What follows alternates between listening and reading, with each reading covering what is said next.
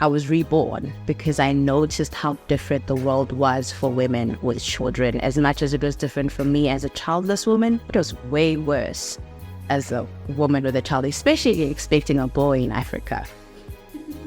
That's when I was like, okay, people are treating me differently, and that's how my motherhood and my feminism journey were born. They literally were born together. Yeah. Can you elaborate a little bit more on that?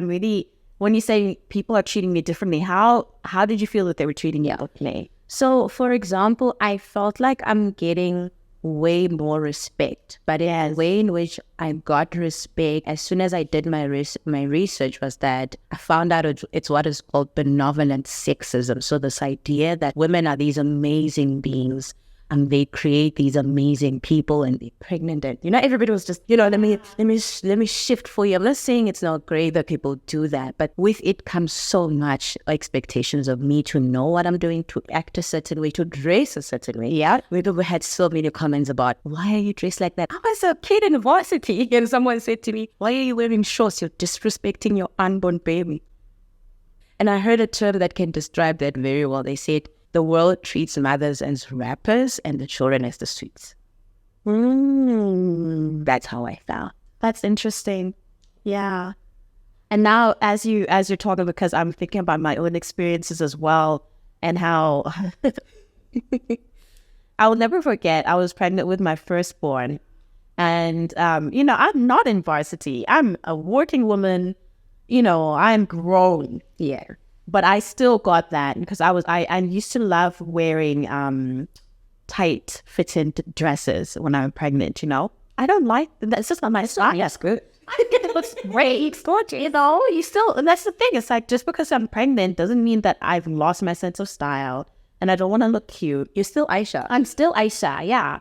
But I'm wearing this, dress, and it was the first time that anybody other than my mom is one thing, but this was like a stranger, a guy who I didn't even know, worked in the same office building as me. I went outside for fresh air. He's having a smoke, and we start chatting, small talk, whatever. And I was wearing one of those dresses, and I had like a little belt on top of my bum. And he's like, you don't think I'm strangling your baby? And I was just like, I'm pretty sure he's fine.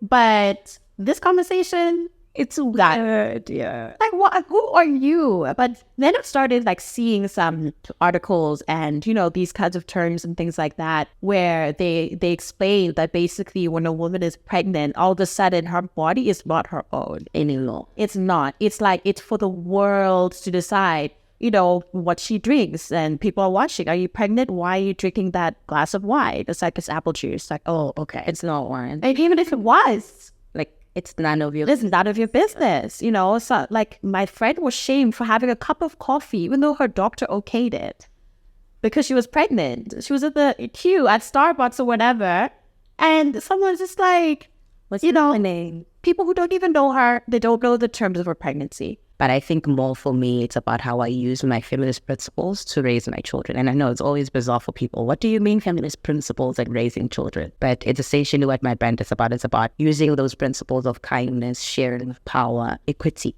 to raise my children. I love that. When you were just saying now, people are like, what do you mean?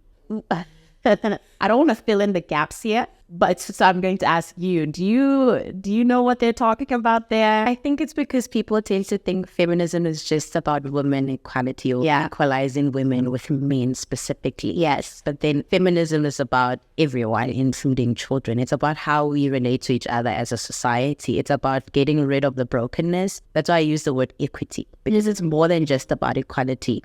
I don't want to work in the mines with men. I want the same things that men have to go through, because some of what they go through is rough. Yeah. Right? And we need to admit that. But I think for me, what I take about the essence of feminism is the humanity of all of us, and that includes my children. I never thought of it that way. I really don't. Yeah. Because, let's be real. Like, when people think of feminist or feminism, it's still very much steeped in the sort of 1950s, 1960s, westernized, idea or perception of feminism. Is like, and it's this whole idea of, the stereotypical, I'm not going to shave my armpit, and I am, I have the right to wear whatever I want. I'm not going to wear a bra. Those so it's very, I think a lot of people, because we are just so ingrained with this mentality of patriarchy and there's a lot of resistance. So especially as a mom of boys, if you say that, I can understand how people are like, hang on a minute, what's going on? Yeah, but what you just mentioned, it's the reason why people are resistant, because white feminism and choice feminism is what's out there. Yeah. And what you just described is white feminism. I mean, you're talking about the being free to shave your armpits when there are girls in Africa who don't get sanitary towels, who have and cannot go to school. We're talking about, a woman's choice is inherently feminist, but is it really? What about women who can't make choices in the corners of the earth because of the circumstances they face? So feminism it's a lot, but for me as a Black mom, I'm trying to show people a side of feminism that they might not know, that's popular. Yeah.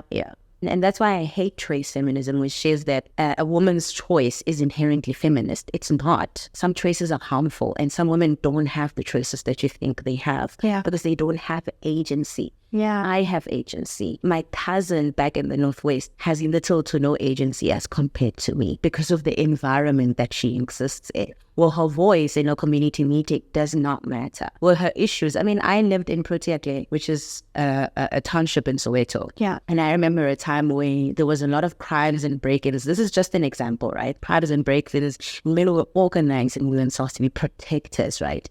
And then they were saying every man must come represent a woman in that forum for security. And I remember raising the point that the majority of women who live here don't have husbands. They are women-headed households. So women are not allowed in the forum. Who's going to speak for women? Yeah. And also you guys, when it comes to crime, you're worried about your plasma TV being stolen. We're worried about being raped. The quick summary is that you had the termination, then you had your firstborn. Mm-hmm. And then I think I saw on social media, correct me if I'm wrong, that you had another termination. So that was after your firstborn? After my firstborn, yeah. Can you quickly tell us what happened there?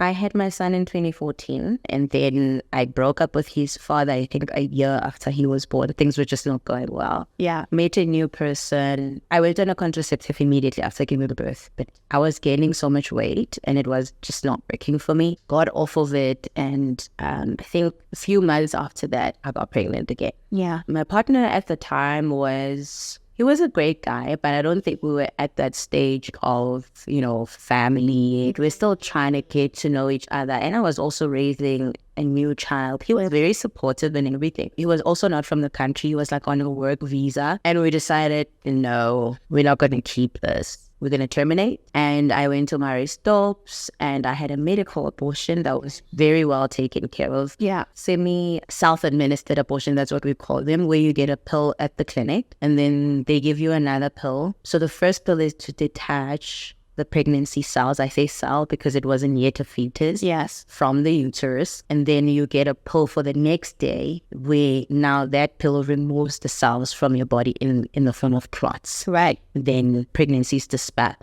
Yeah. So I took my pill at the clinic, went home. That first pill, you feel nothing. The second pill, there's a bit of cramping. It was like period cramps. I don't know how people's period cramps are, but I know they shouldn't be too excruciating. Yeah. And I had a hot water bottle. Then later that day, I could feel the clots coming out. Then I sat on the toilet and they come out. I flushed them. Usually they tell you not to come back unless you have an issue. Yeah. But I called them and they said it sounded like I'm okay. And I didn't get like a long extended counseling, but the nurse did speak to me.